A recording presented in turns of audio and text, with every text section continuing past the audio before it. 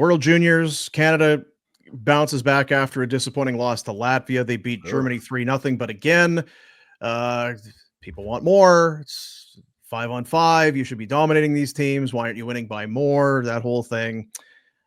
We'll see how it goes. New Year's Eve beauty coming up. Canada versus the U.S. The Americans fell 4-3 to Finland in overtime. Have you watched much? I admittedly have not. Not yet. I usually, once we get to the elimination round, and it's just a busy time of year, if you've got families, like we're out skating on the lake and screwing around, and if it's on, great. But there's also been a ton of football. Like, what was it, 5 of the last 7 days we've had football on?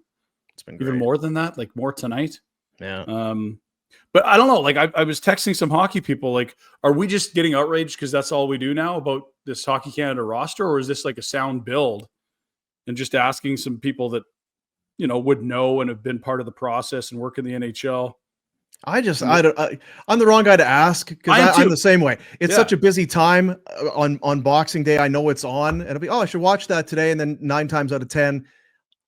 Forgot about the game because we were doing something with the kids or whatever. Yeah. I don't know. It just feels like, let's get to New Year's Eve. Let's see the Americans and the Canadians, and then the tournament starts. And if they've lost prior to that, I still think it's not going to be a death blow to them unless they lose every round robin game prior to it. But so I'd ask this NHL front office person, do you have any issue with the Canada roster? Is this a rational build, or is this Rob Zamner to Nagano? Because the whole concept is, wow, we don't need to bring these high risk, high reward players if we have these steady Eddie guys. But the most genius brain version of that was Rob Zamner going to Nagano. Like, who? Yeah. You say that, like, you got to be a hockey nerd and you made Team Canada for the Olympics. Like, what are we talking about? And he said, look, this isn't very different than the rosters they built in years past. They just rode 2 years of incredible Bedard. And it's like, like Parekh, you watch the power play struggle. You see them have, they scored what, 3 against Germany? Like, yeah, I did see that. There's more offensive guys available, fellas. You don't need to build rosters to win 2-1. Yeah.